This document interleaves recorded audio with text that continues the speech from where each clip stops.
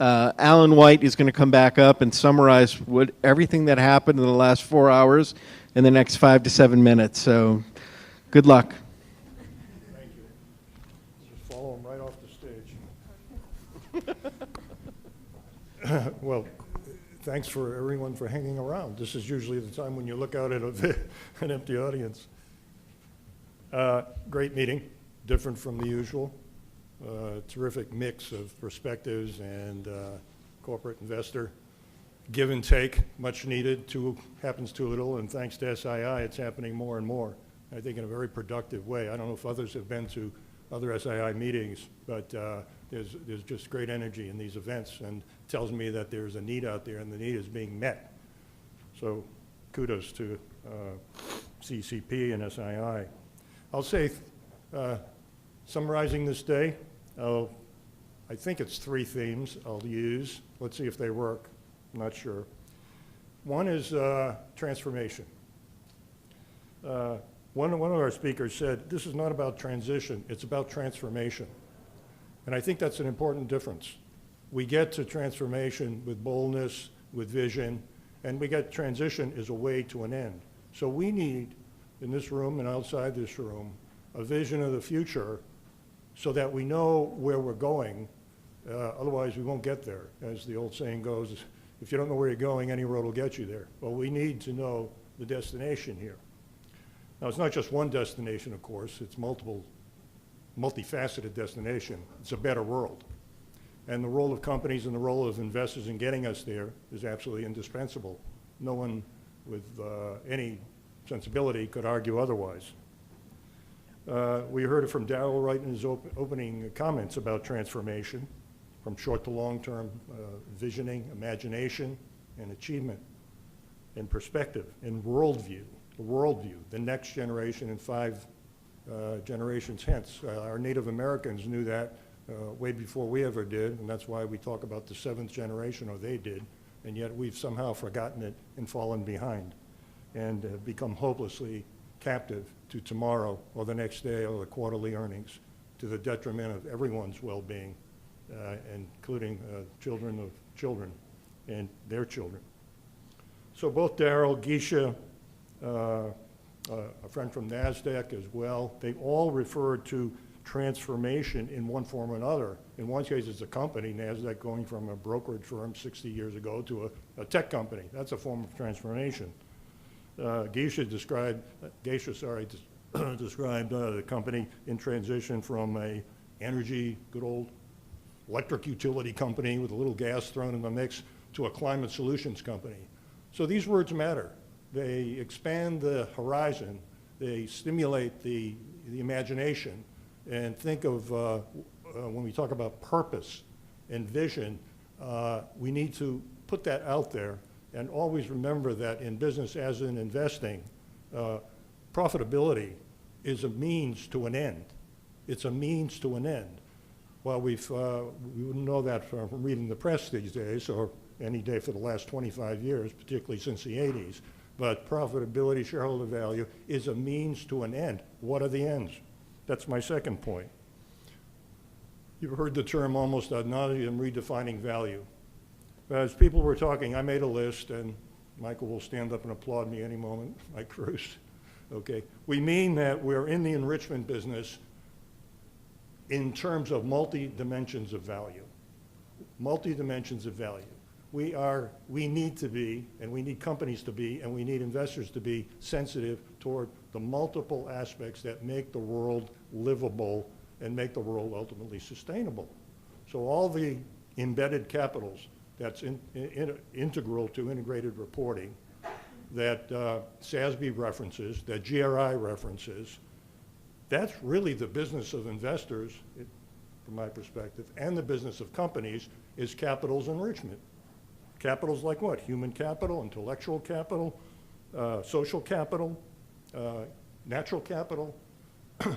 There's various, some say 5, some say 6, sometimes 7, but the basic notion that finance capital, returns on equity, profitability, shareholder value, are in service to enrichment of these other capitals. That's the way we get to a world where we can look back 10, 20, 30, 50 years from now and say, you know, we got that right. We finally got that right. And as I listed all the commentaries from our colleague from Wells Fargo, from PG&E, from NASDAQ, and the other speakers as well, I made a list. I put in my bucket, my capitals bucket, everything they said. Well, this were employee benefits, ensuring that our children don't become addicted to technology. That's called human capital preservation. Human capital, protecting our kids from addiction to iPhones and tablets.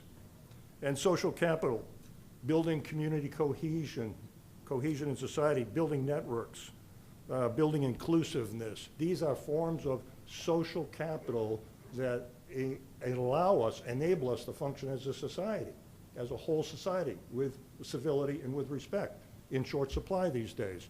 We are in a period of intense diminution of social capital, and so much of what we heard in the last couple of hours really, again, in my simple classification system, is about social capital, building cohesion, community, civility, and so forth. So you can place many under that heading.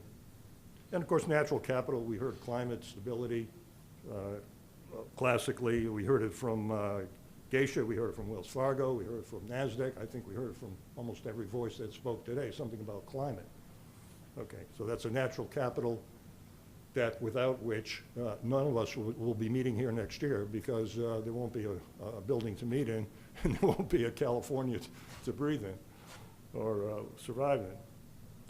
So we are in the capitals enrichment business, and the sooner we recognize that, and as soon as we recognize the subservience to finance capital to that end, I think we'll be in a moment of transformative sort of awakening. And I've certainly gone through my own awakening here over the years. Finally, I'll say something about the notion of movement building. I think Darrell, in his opening comments, mentioned movement building. Yeah, this is about movement building.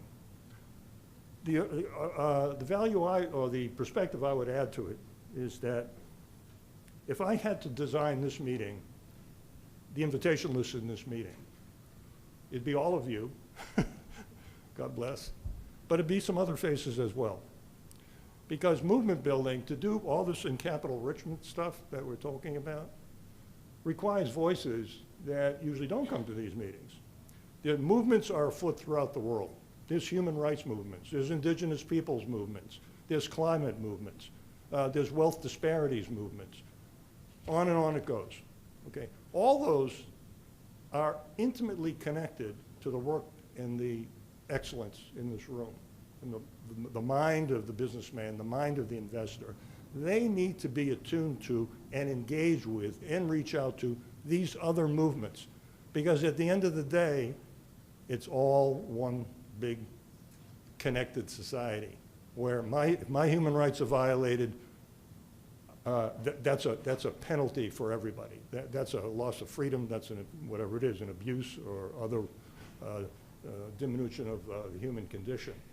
So this is a broad, still unformed idea, but I think that as SII goes forward to reach beyond the comfort zone and be sure that those other voices understand the role of investment, understand the role of companies, and get involved and supported in this transformative process, rather than thinking, oh, I'm always on the edge, I'm always on the periphery, the only way to talk to an investor is to bang on his door or her door. The only way to talk to a company is to pick at the front, the entrance to the headquarters. We got to do better than that. So I suggest bringing those into the fold in SII's process would be a great plus. And my last idea, ill-formed here in my scratch pad, is something about circularity. Where really much of what we said is we're trying to create a virtuous circle here. You have a BlackRock, you have other investment firms, JANA, speaking the ESG language, making it known to companies that they are going to be held accountable, making it known to companies that me, the asset owner, the asset manager, care about these issues, and we're going to hold you accountable. If that happens, then those companies themselves adopting the kinds of practices we heard Wells Fargo describe and many, many others, doing so and feeding back to the investment world a more stable, more predictable, more prosperous, higher levels of well-being for those owners of capital and their beneficiaries. And you can imagine this circle, the circularity of mutual reinforcement going on and on, a spiral of outcomes that we all seek. Thank you.